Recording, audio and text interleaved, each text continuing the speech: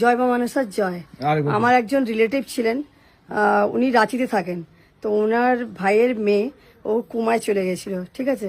Doctor বলে দিয়েছিল যে কিছু করা যাবে না, ওকে পারলে ভেলুরে নিয়ে যাও। MRI করা হয়েছিল, অনেক কিছু করা হয়েছিল। বাচ্চা মেয়েটার বয়স হলো 11 বছর। তো ওরাও হাত ছাড়া হয়ে গেছিলো, খুব কান্নাকাটি বাড়িতে।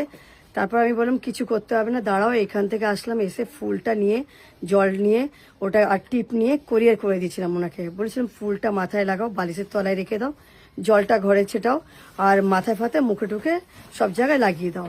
তো ওই মেয়েকে ওর মা তাই করলো, কালো ধূপকাঠি দেখিয়ে মাকে স্মরণ করতেন।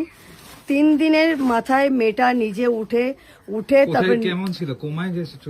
কোমায় চোখ খুলে রাখতো, কোনো সারা সপ্তাহ না, নিশার পুরো হয়ে গেছে। ডক্টর মানে বলে দিয়েছিল কিছু আর করা যাবে না, কিচ্ছু করা যাবে না, শুধু ফুল আর জল, বাস ওটাই দিয়ে উনি ঠিক 3 দিনের মাথায় ঠিক হয়ে গেছে। 3 দিনের মাথায় ওই মেয়ে উঠে নিজে বলছে আমি নিজে পুজো করব। ওই ফুল দাও, জল দাও, ঘরে জল ছেটাচ্ছে, ধূপকাঠি দেখাচ্ছে, বলছে মাকে ডাকতে হবে। আমি মাকে ডাকছি, মাকে ডাকে স্মরণ করে, বলছে আমি এখন পুরোপুরি সুস্থ।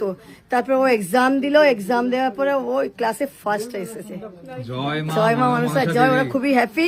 এবার পুজো দিতে আসবেন ওনারা নেক্সট স্যাটারডেতে রাতে থেকে। জয় মা মনসা জয়। মা আছে, থাকবে।